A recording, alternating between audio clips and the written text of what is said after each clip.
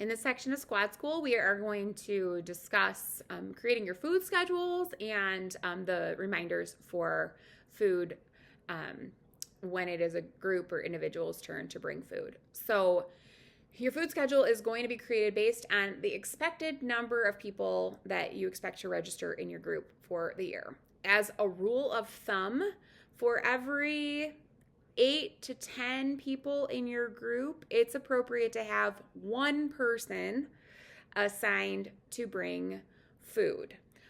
So before you create your groups, go ahead and reach out to your budget mom for a list of registered participants to, first of all, understand how many people you have. Maybe talk to your squad leader about how many people you expect to have registered.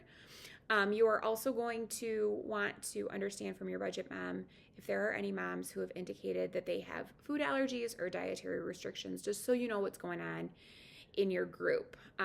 New this year, we are going to have budget moms reach out to anyone that indicates that they do have some sort of dietary restriction and ask them if they want to participate in food in your group or if they would prefer to not participate in food.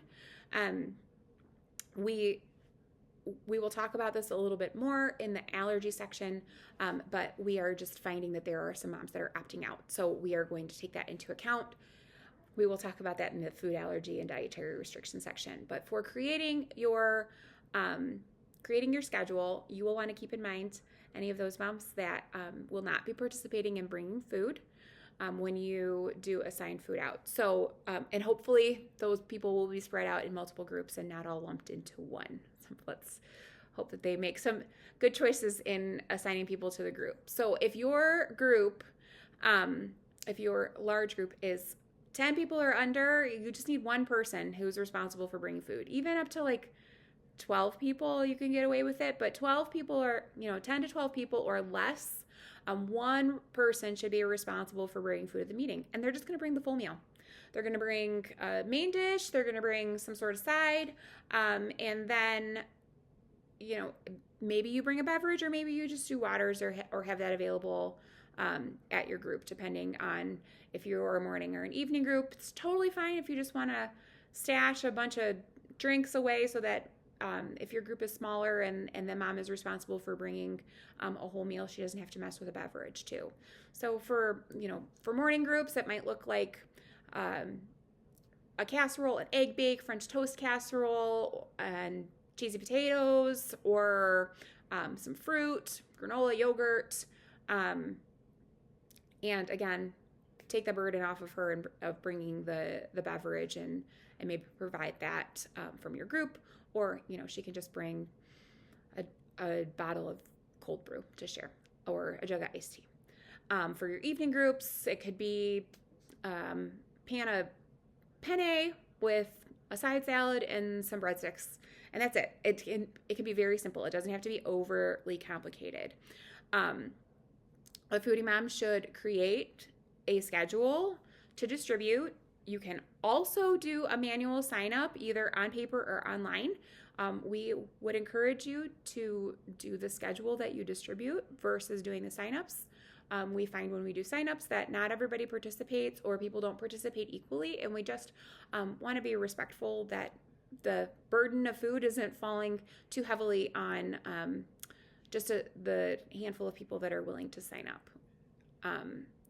Again, if there is hardship and burden in bringing food, work with that, but let's make sure that we are encouraging all of our moms to participate in signing up for food.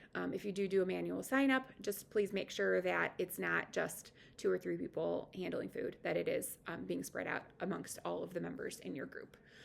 If your group is about 11 to 24 people or so, that's when you're going to have 2 or 3 people responsible for bringing food at each meeting. At this point, the foodie mom should absolutely please create that schedule to make sure that we are assigning food by person, by your individuals, and that we are asking everybody to participate. We should not be doing a manual sign up once we get beyond about 10 people. Let's make sure that we're just creating a schedule and communicating that out. If you have people register later, you can tack them onto groups of 2 or 3 but create that schedule and distribute it out. Once your group has 3 mini squad groups, that's when you should be making your food schedule by group. This is the easiest way to do a food schedule. It creates far less confusion and hiccups during the year. So if you have 3 mini squad groups, you will make your food schedule just by group. Super easy.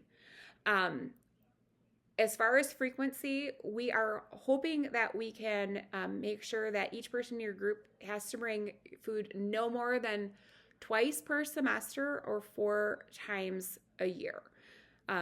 Again, if your group has a manual sign up, instead of providing that assigned schedule, keep an eye on that to make sure that nobody's bringing food too much.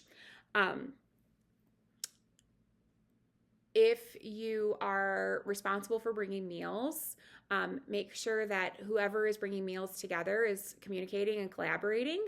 If you have more than one person bringing food, just to get an idea of who's bringing what, so that we don't have 5 pans of cheesy potatoes and a plate of cinnamon rolls and 4 piles of fruit. Like, we just want to make sure that we have a good mix of things and that not everybody's all bringing the same thing. It can just be super, super annoying to hit the food line and just discover that it's like all the same.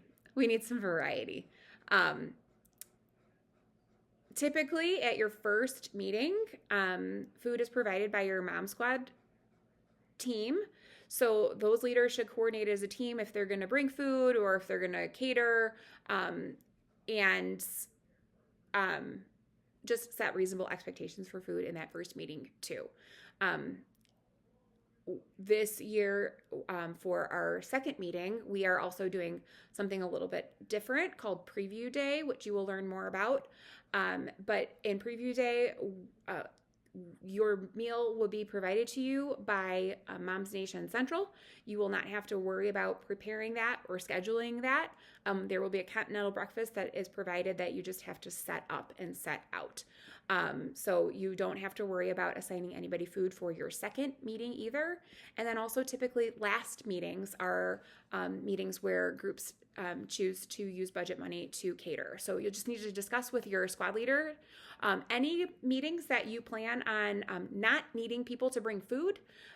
Go ahead so that you know how many meetings. So just right there, you have taken 17 meetings and now there's really only food for 14 meetings. If you have a holiday meal where you bring things in or you do things differently, or maybe you do a chili cook-off, and people just sign up to participate in that instead of bringing food, you will see that very quickly you will reduce the number of meetings down, which just lowers the responsibility and the burden for bringing food, which we know not everybody loves it, but it's part of who we are, and everybody enjoys eating it. So we just take one for the team the couple of times a year that we need to bring it.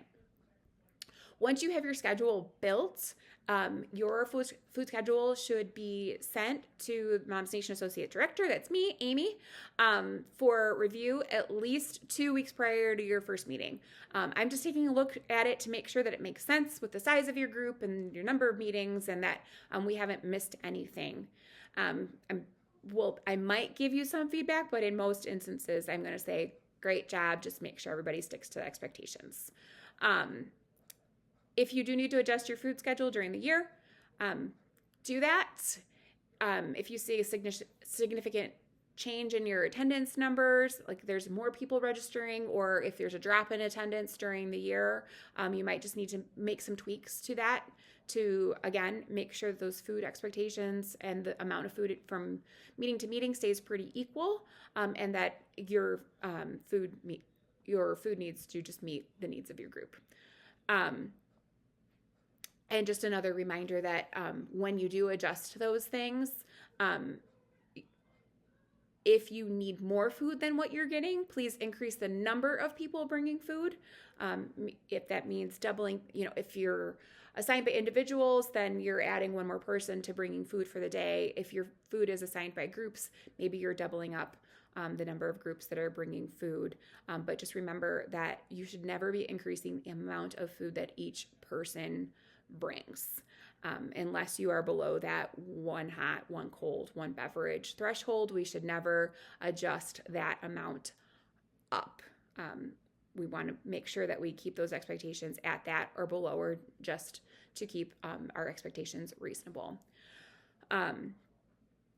For food reminders, if your food is assigned by mini squad group, Foodie Mom is just going to remind the mini squad coach in your mini squad meeting, or your mom squad meetings, who has food responsibilities coming in the next meetings. The mini squad coach will then remind her mini squad leaders to send reminders out to her mini squad. If you don't have a mini squad coach, the Foodie Mom can go either to the squad leader to communicate that with mini squad leaders, or if there is an instance where your group is smaller and your mini squad leaders are in your group, or you feel comfortable contacting them yourselves, you can just send them a reminder and say, hey, just a reminder, you have food in 2 weeks. Don't forget to coordinate with your people, or whatever is appropriate for the number of people bringing food. If the food is assigned by individuals, the Foodie Mom should be the person that is sending reminders to those individuals to let her know that her food responsibilities are coming up in about, a week or so. No later than a week. We want to make sure that she's got time to grocery shop and prepare and do all the things prior to the meeting. There are some websites like Perfect Potluck and Sign Up Genius that people use when your food is assigned by individual. Especially, they provide automatic reminders, like emails that go out, so the Foodie Mom doesn't have to think about sending out those reminders. Those will just automatically go. Perfect Potluck does allow people to coordinate what they're bringing so that everybody can see what all those things are. Just be mindful to not restrict people too much about what they can bring. Like, let's not assign out that, we want 3 egg bakes and 2 pans of cheesy potatoes and 3 meats. Like, let's try to keep it as broad as we can if it's appropriate, so that moms don't feel restricted, and so that we can kind of lean into the variety. Obviously, we want to make sure there's some main dishes, but we don't need to pigeonhole exactly what those main dishes look like generally. And so, if you have any questions around any of those food expectations, or building your schedule, please feel free to reach out. I know that this part can kind of feel overwhelming. Once it's nailed in, it's pretty much set it and forget it. But let's make sure that we set you up well so that it can't be set it and forget it, and we don't have to go back and change it a million times during your year.